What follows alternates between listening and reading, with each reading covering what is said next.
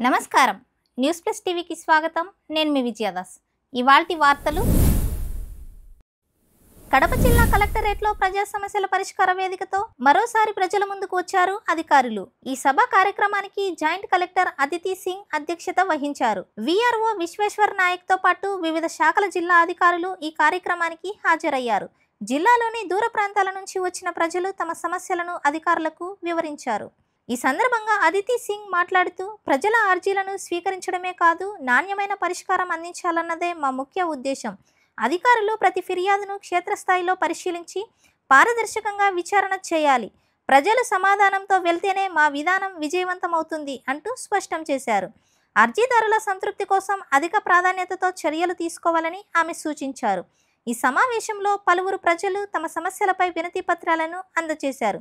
Joint collector ప్రత్యక్షంగా వాటిని స్వీకరించారు.